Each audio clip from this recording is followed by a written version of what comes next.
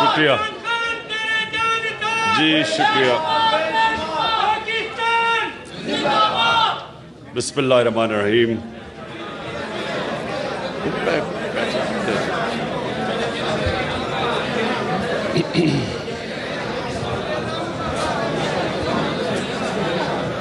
ایاک نعبد و ایاک نستعین.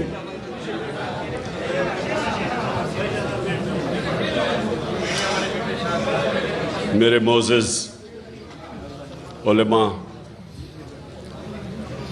معزز مشائخ، میں پہلے تو آپ سب کا شکریہ ادا کرتا ہوں. آپ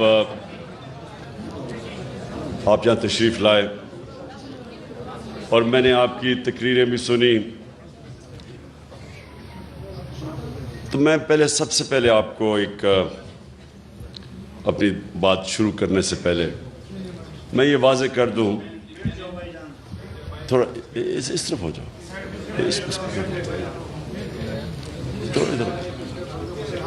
اور آپ بھی نیچے ہو جاؤ، وہ نہیں دیکھ سکتے. تو میں یہ واضح کر دوں کہ میں کوئی اسلام کا کوئی عالم نہیں ہوں. میں کوئی ایک اپنے آپ کو اسکالر نہیں سمجھتا اسلام کا. لیکن میں جس طرح کل بھی میں نے یہ بات کی کہ میں نے اپنی زندگی کے تجربے سے اور میں نے بڑا مغربی کلچر اندر سے دیکھا، اور اپنا تو میں جانتا تھا. ہم بڑے ہوئے ایک ایسے گھر میں جدھر شروع سے ہی ہمیں بڑی تربیت دی گئی اسلام کی. تو لیکن مجھے جو فرق ہے باقی لوگوں سے، میں جو مغربی کلچر ہے وہ میں شاید ہی کوئی اتنا بہتر سمجھتا ہوں جو میرے سے زیادہ.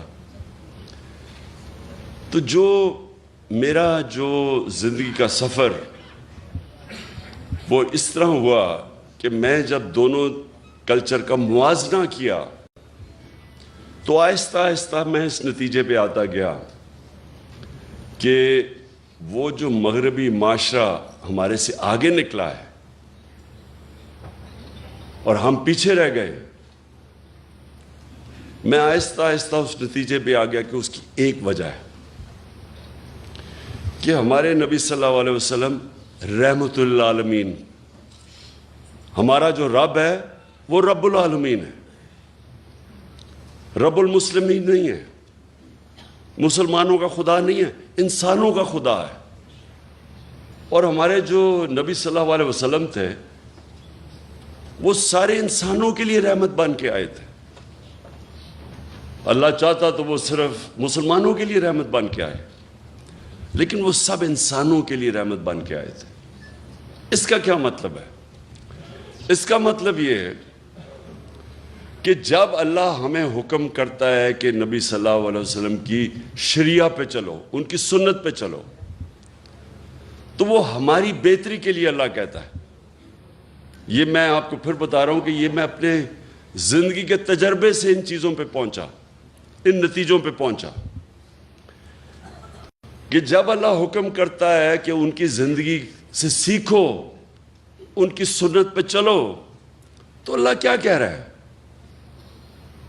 اللہ ہمیں کیا، کیونکہ ہمارے سے پیار کرتا ہے، اللہ وہ اپنی مخلوق سے سب سے زیادہ پیار کرتا ہے، تو وہ ہمیں وہ راستہ دکھا رہا ہے جو راستہ انسان کے عروج کا ہے. کیونکہ دنیا کی تاریخ میں نہ کوئی وہ انسان اس عروج پہ پہنچ سکتا ہے، نہ کبھی پہنچے گا جو ہمارے نبی صلی اللہ علیہ وسلم پہنچے. پہنچ ہی نہیں سکتا، کوئی اتنا بڑا لیڈر نہیں بن سکتا. کسی ایک انگریزی کتاب ہے کہ دنیا کے جو 100 سب سے عظیم لوگ، انگریزی کی کتاب ہے، ولیم ہارٹ انگریز نے لکھی ہوئی ہے. اس میں وہ کتاب 100 انسانوں کی بات کرتا ہے کہ دنیا کے سب سے عظیم انسان تھے. اس میں جو وہ سب سے نمبر 1 رکھتا ہے وہ ہمارے نبی صلی اللہ علیہ وسلم کو رکھتا ہے. کیوں رکھتا ہے؟ کیونکہ کسی انسان نے اتنی زندگی میں اچیومنٹ کی نہیں کسی انسان نے وہ دنیا کے اندر اس کو وہ عروج ملا ہی نہیں، وہ کام کیے ہی نہیں جو ایک انسان نے کیے۔ میں جب یونیورسٹی میں تھا، ہم کتابیں پڑھتے تھے کہ جی وہ فلانا آدمی بڑا کامیاب ہے۔ میں کرکٹ کی بھی کتابیں، جو اچھا کھلاڑی تھا اس کے اوپر پڑھتا تھا۔ کیوں پڑھتے تھے؟ کیونکہ ہم ان سے سیکھنا چاہتے تھے، ہمارے رول ماڈل تھے۔ آج ہمارے بچے بل گیٹس کا پڑھتے ہیں کہ دنیا کا سب سے کامیاب ٹیکنالوجی کا آدمی ہے، کہ وہ کیسے پہنچا۔ اسٹیو جابز، یہ بڑے لوگ جو کامیاب ہیں، لوگ ان کی کتابیں پڑھتے ہیں۔ تو جو انسان سب سے دنیا کی تاریخ کا عظیم آدمی تھا، تو اللہ ہمیں حکم کر رہا ہے کہ ان کی زندگی سے سیکھو، کیونکہ اگر آپ نے اوپر جانا ہے تو ان کے راستے پہ چلو۔ اللہ کو فائدہ نہیں پہنچا سکتا کوئی، اللہ بے نیاز ہے، یہ ہماری بہتری کے لیے وہ کہتا ہے۔ تو میرا یہ سب سے پہلا یہ نتیجے پہ میں کیسے پہنچا، کیونکہ جب میں نے دونوں معاشرے دیکھے، آپ حیران ہوں گے کہ جو مدینہ کی ریاست کے اصول بنائے تھے میرے نبی صلی اللہ علیہ وسلم نے، آپ حیران ہوں گے کہ وہ ان اصولوں پہ وہ مغربی معاشرے چل رہے ہیں۔ جو انہوں نے مدینہ کی ریاست پہ ان انسانوں کو جن کی کوئی حیثیت ہی نہیں تھی، ان کو دنیا کی امامت کروا دی، اور یہ تاریخ کا حصہ ہے۔ ایک کتاب ہے، بڑی تاریخی کتاب، اس کو کہتے ہیں دا فال آف رومن ایمپائر، ایک بڑا ہسٹورین گبنز اس نے لکھی ہوئی ہے۔ اس میں ایک پورا چیپٹر ہے کہ کیسے وہ رومن ایمپائر جو اتنا بڑا سلطنت تھی، سپر پاور تھی، وہ کیسے گری۔ اس میں پورا چیپٹر ہے کہ ایک انسان اٹھا عرب سے، اور دیکھتے دیکھتے اس نے گھٹنے ٹیک دیے اس کے سامنے۔ تو اس نے کیا کیا، جو چیزیں کی نا، وہ تھی مدینہ کی ریاست میں انہوں نے بنیاد رکھی۔ بنیاد کس چیز پہ رکھی؟ سب سے پہلی بنیاد رکھی عدل اور انصاف پہ۔ یہ جو آپ ایک چیز یاد رکھ لیں کہ جس معاشرے کے اندر قانون کی حکمرانی نہیں، جدھر انصاف نہیں، وہ جانوروں کا معاشرہ ہے۔ جانوروں کے معاشرے میں انصاف نہیں ہوتا۔ اللہ نے جتنے اپنے پیغمبر بھجوائے دنیا میں 1,40,000، وہ سارے ایک ہی پیغام دینے آئے تھے کہ جانوروں سے مختلف انسان کی معاشرے میں انصاف ہونا چاہیے۔ اور انصاف کا مطلب ہوتا ہے طاقتور اور کمزور کے لیے ایک قانون، قانون سے اوپر کوئی نہیں ہوتا۔ یہ یاد رکھیں، یہ سب سے بڑی بنیاد رکھی جاتی ہے ایک انسانی معاشرے پہ۔ جو نبی صلی اللہ علیہ وسلم، ان کے پاس ایک قریش، اس نے کہا جی قریش کی لڑکی نے چوری کی ہے، اس کو معاف کر دیں، قریش کی لڑکی ہے۔ تو انہوں نے کہا کہ میری اگر بیٹی بھی چوری کرے گی تو اس کو سزا ملے گی، کہ کوئی قانون سے اوپر نہیں ہے۔ اور پھر انہوں نے یہ کہا کہ تمہارے سے پہلے قومیں تباہ ہوئیں، جدھر ایک چھوٹا چور چوری کرتا تھا وہ جیل میں چلا جاتا تھا، لیکن طاقتور کو اس ملک کا انصاف کا نظام نہیں سزا دے سکتا تھا، قوم تباہ ہو جاتی ہے۔ یعنی کہ جس قوم میں انصاف نہیں ہوتا وہ تباہ ہو جاتی ہے۔ جو حضرت علی رضی اللہ تعالیٰ نے کہا کہ کفر کا نظام چل جائے گا، لیکن نا انصافی اور ظلم نہیں چل سکتا، ظلم کا نظام۔ آج اگر آپ نے دیکھنا ہے عدل اور انصاف، میں آپ کو ملک بتا دیتا ہوں، سوئٹزرلینڈ چلے جائیں، سب سے خوشحال ملک ہے، وسائل ہیں ہی نہیں۔ پاکستان میں اللہ نے اتنی نعمتیں بخشی ہیں وسائل کی حیثیت سے، لیکن سوئٹزرلینڈ میں تو ہے ہی کچھ نہیں۔ وہاں خوشحالی دیکھیں جا کے۔ اور ایک انڈیکس ہوتا ہے کہ ایک ملک میں، اسے کہتے ہیں رول آف لا انڈیکس، یعنی انصاف کتنا زیادہ ہے کس ملک میں۔ آپ حیران ہوں گے کہ مسلمان ملکوں میں 20% بھی نہیں ہے انصاف، رول آف لا۔ سوئٹزرلینڈ میں تقریباً 100% ہے، کوئی قانون کے اوپر نہیں ہے۔ انصاف اور خوشحالی، ظلم کا نظام اور تباہی، یہ میرے نبی نے تب کہہ دیا تھا۔ دوسری چیز، فلاحی ریاست، مدینہ کی ریاست دنیا کی تاریخ کی پہلی فلاحی ریاست بنائی گئی تھی۔ ریاست نے اپنے کمزور طبقے کی ذمہ داری لی تھی۔ ریاست نے پورے بیووں، معذوروں کو، یتیموں کو، غریبوں کو پینشنز، مسلمان کے زمانے میں، حضرت عمر کے زمانے میں پینشنز آئی تھی، پہلی دفعہ بوڑھوں کو بھی ذمہ داری لی۔ انسانی معاشرہ تھا۔ آج اگر آپ نے یہ دیکھنا ہے فلاحی ریاست کدھر ہے، ڈنمارک، سویڈن، ناروے، برطانیہ، آپ وہاں جا کے دیکھیں کہ کیسے انسانوں کی قدر ہے۔ میں آپ کو دعویٰ کرتا ہوں کہ وہ اپنے جانوروں کا ہمارے انسانوں سے بہتر دھیان رکھتے ہیں۔ وہاں ایک پولیس والے کو 3 سال سزا دے دی کہ وہ پولیس کے کتے کے اوپر، وہ اپنے کتے پہ کسی نے دیکھ لیا کہ اس کو مار رہا تھا، پولیس والے کو سزا دے دی۔ یا پولیس والے انسانوں کے ساتھ کیا کرتے ہیں؟ ابھی وہ شہباز گل کے ساتھ کیا ہوا ہے؟ 2 دن پکڑ کے اس کو مارا، ننگا کر کے اس کو تشدد کیا۔ وہاں انسانوں کو، انسانیت کا تو نظام اور ہے، وہ جانوروں کو، ان کی ایک ہے RSPCA، وہ دیکھتی ہے کہ کئی جانوروں پہ تو نہیں ظلم ہو رہا۔ اور یہ کدھر شروع ہوا تھا؟ حضرت عمر نے کیا کہا تھا کہ اگر کتا بھی میری ریاست کے اندر بھوکا مرے میں ذمہ دار ہوں۔ بس میں ایک منٹ، بس میں ذرا چاہتا ہوں کہ میری آپ آج بات سن لیں، کیونکہ میں پھر آخر میں آنے لگا ہوں یہ حقیقی آزادی کے اوپر۔ دیکھیں، جو نبی صلی اللہ علیہ وسلم کی سنت پہ چلے گا معاشرہ، وہ اوپر چلا جائے گا، چاہے وہ مسلمان ہے یا نہیں ہے، کیونکہ وہ رحمت للعالمین ہے۔ اور جب ہم اپنے آپ کو مسلمان کہتے ہیں اور ان کے اصولوں پہ نہیں چلتے، تو پھر ہمارے سامنے تو انہوں نے کہا ہے کہ قومیں تباہ ہو جاتی۔ آج اب دیکھیں،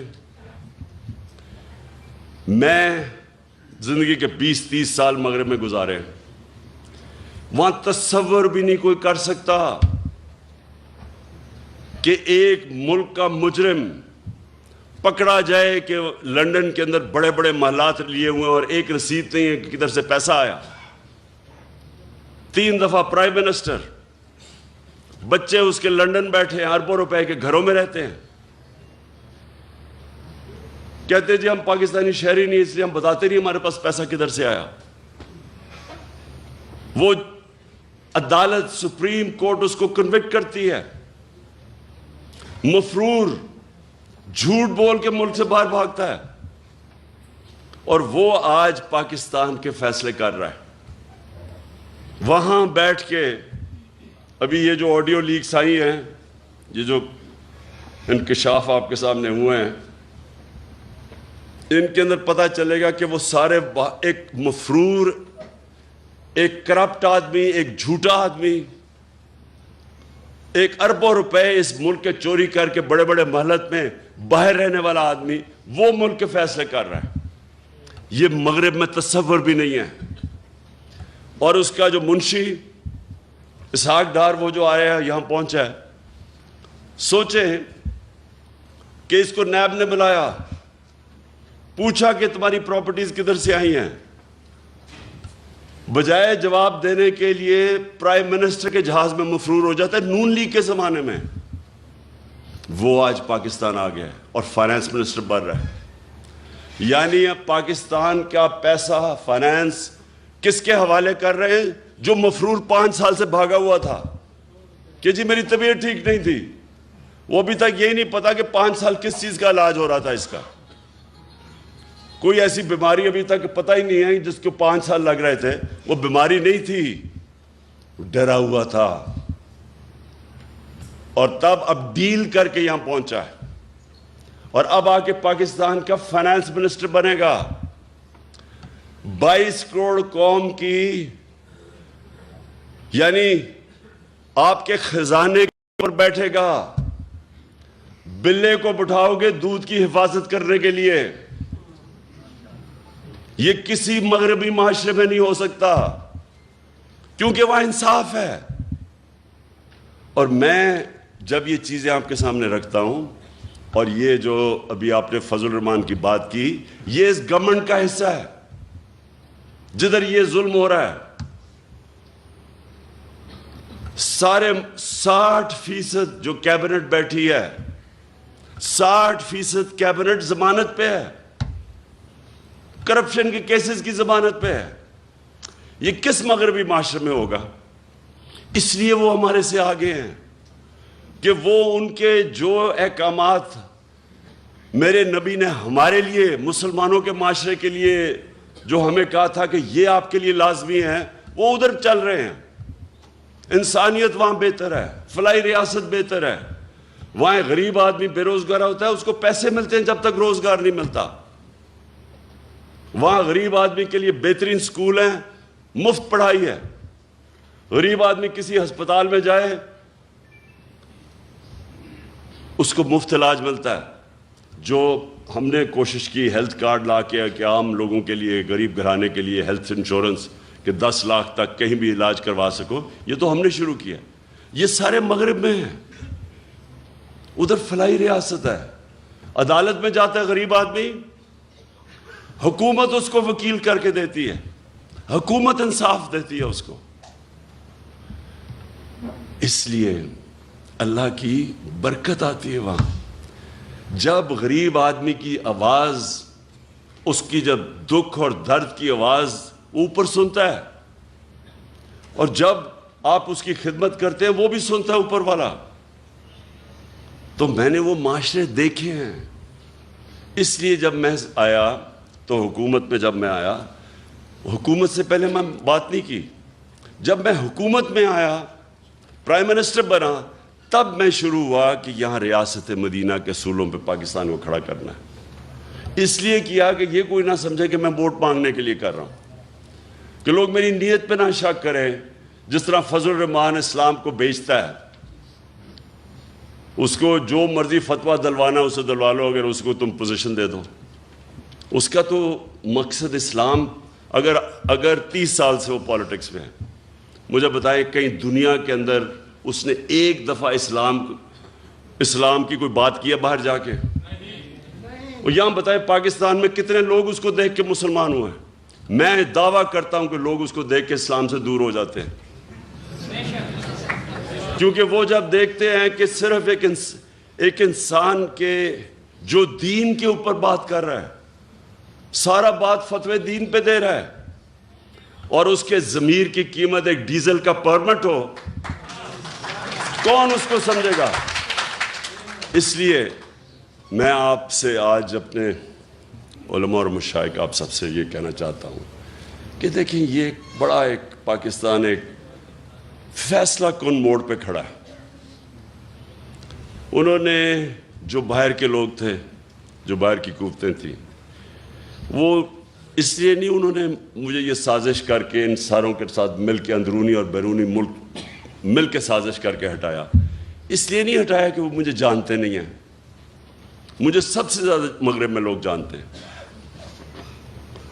انہوں نے اس لیے ہٹایا کہ وہ اس ملک میں ایسے لوگ چاہتے ہیں جو ان کی غلامی کریں، اور جتنا بڑا ڈاکو ہوتا ہے اتنا ہی وہ بزدل ہوتا ہے، کیونکہ اس کو پیسہ بچانا ہے اپنا۔ پیسے بچانے کے لیے وہ ملک کو قربان کرنے کے لیے تیار ہو جاتا ہے۔ ان سب کے پیسے باہر پڑے ہیں، ان کا اربوں ڈالر باہر پڑا ہے، چاہے یہ زرداری ہو، چاہے نواز شریف ہو، یہ خان 30 سال سے پیسہ چوری کر رہے ہیں ملک کا۔ ان کو اسی طرح کے لوگ چاہیے آپ کے اوپر، کیونکہ وہ جو ان کو کہیں گے وہ کریں گے۔ جب زرداری اور نواز شریف 10 سال 8 سے لے کے 18 تک جب یہ اقتدار میں تھے، 400 ڈرون اٹیک کیے امریکہ نے پاکستان پہ۔ یہ دنیا کی تاریخ میں کبھی نہیں ہوا کہ جس ملک کے لیے آپ جنگ لڑ رہے ہیں وہ آپ کے اوپر ہی اٹیک کر رہا ہے، یہ کہیں نہیں ہوا آج تک۔ اور یہ سارے انسانی حقوق کی خلاف ورزی تھی، یہ سارے انٹرنیشنل لاز کی خلاف ورزی تھی۔ کوئی قانون آپ کو اجازت نہیں دیتا کہ آپ ہی فیصلہ کریں دہشت گرد کو آپ ہی مار دیں۔ ہمارا وہ الطاف حسین بیٹھا ہوا لنڈن میں 30 سال سے، کیا کہیں گے کہ ہم ڈرون میں اٹیک کر کے اس کو مار سکتے ہیں؟ کوئی اجازت دے گا آپ کو؟ کہیں گے عدالت پہ جاؤ۔ اور ہمارے یہاں لوگوں کو کتنے بے قصور لوگ مارے یہاں، اور یہ دو بیٹھے ہوئے تھے، ایک دفعہ ان کے منہ سے امریکہ کے خلاف بات نہیں نکلی۔ کس نے اس کے خلاف پروٹیسٹ کیا؟ تحریک انصاف نے۔ ہم نے جا کے دھرنے دیے ڈرونز کے خلاف، ہم نے جا کے ساری جگہ اٹھایا۔ ان دونوں حکمرانوں نے کبھی کچھ نہیں کیا، کیونکہ ان کے پیسے باہر پڑے ہیں، یہ اپنے پیسے کے غلام ہیں۔ آزادی جو حقیقی آزادی ہے وہ سب سے پہلے تو وہ آتی ہے کہ ایک حکومت ایسی ہو جو اپنے لوگوں کی بہتری کے لیے فیصلہ کرے، جو اپنے جس نظریے سے پاکستان بنا تھا اس کے لیے فیصلے کرے۔ اور وہ جب آپ ایک آزاد خود جب حکومت آتی ہے جو آزاد فارن پالیسی، تو وہ اس کو مشکل وقت سے نکلنا پڑتا ہے، کیونکہ آزادی کوئی پلیٹ میں نہیں دیتا کسی کو، آزادی کے لیے جدوجہد کرنی پڑتی ہے۔ ہمارے نبی صلی اللہ علیہ وسلم مدینے میں پہلے دن آزادی نہیں مل گئی تھی، کفار نے پوری کوشش کی۔ جنگ احد کے اندر بڑی مشکلوں سے مسلمان بچے، پھر جنگ خندق کے اندر تو سارے سمجھ رہے تھے کہ بچیں گے نہیں، اتنی بڑی فوج آئی اور گھیر لیا تھا ان کو، تو جدوجہد کی، قربانیاں دیں، پھر آزاد ہوئے اور پھر ایک عظیم قوم بنے۔ غلام تو کبھی اوپر جا ہی نہیں سکتے۔ اور جب ایک مسلمان دعویٰ کر دیتا ہے کہ لا الہ الا اللہ، اور پھر وہ کیسے کسی کی غلامی کر سکتا ہے؟ اس کا مطلب کہ آپ نے جو اللہ سے وعدہ کیا ہے، آپ نے حلف لیا ہے، لا الہ الا اللہ، اللہ سے آپ کا حلف ہے کہ اے اللہ تیرے سوا میں کسی کے سامنے نہیں جھکوں گا، پھر آپ کیسے کسی کی غلامی کر سکتے ہیں؟ اور پھر جب آپ یہ دعویٰ کر دیتے ہیں تو پھر اللہ آپ پہ چھوڑ دیتا ہے، اور قومیں وہ اٹھتی ہیں جو پھر اپنے پیر پہ کھڑی ہوتی ہیں، پھر قربانیاں دیتی ہیں، مل کے قوم قربانی دیتی ہے، وہ پھر نکل جاتی ہے۔ جو ہوا کہ دنیا کی تاریخ کا سب سے بڑا انقلاب آیا تھا مدینہ کے اندر، دنیا میں اتنا بڑا انقلاب نہیں آیا۔ 10 سال 622 اور 632 میں دنیا کا نقشہ بدل گیا، دنیا بدل گئی۔ 2 سپر پاورز تھی تب بھی۔ ہمیں بھی جب تک ہم ایک بحیثیت قوم ایک صحیح معنی میں اپنے آپ کو آزاد نہیں کرتے، جو ہمارا کلمہ ہمیں آزادی دیتا ہے، اور جب تک ہم یہ چوروں کی غلامی کریں گے جو باہر سے کنٹرولڈ ہیں، کوئی مستقبل نہیں ہے ملک کا۔ انہوں نے جو 5 مہینے کے اندر کہا جی ہم مہنگائی کم کرنے آئیں گے، 50 سال میں سب سے زیادہ مہنگائی ہوئی ہے آج پاکستان میں، 50 سال کے بعد ایسی مہنگائی ہے۔ کبھی ایسا معیشت جو 6% کے اوپر ترقی کر رہی تھی 6 مہینے پہلے، آج وہ بالکل نیچے گر چکی ہے، بے روزگاری بڑھ رہی ہے۔ یہ آپ کی خدمت کرنے نہیں آئے تھے، یہ اپنے کیسز ختم کرنے آئے تھے۔ انہوں نے جو چوری کی ہے اس کو بچانے آئے تھے۔ یہ اسحاق ڈار جیسا فراڈ، یہ اب اسی NRO ڈیل کے تحت یہ پاکستان پہنچا ہے۔ اور ہماری بڑی بدقسمتی ہے کہ ہمارا نا انصاف کا نظام اس کو روک سکا، اور نہ ہمارے وہ لوگ جو ملک کے محافظ ہیں بنتے ہیں، نہ انہوں نے اس کا راستہ روکا۔ اور کون روکے گا؟ انشاءاللہ آپ کا بھائی عمران خان انشاءاللہ اس کا راستہ روکے گا۔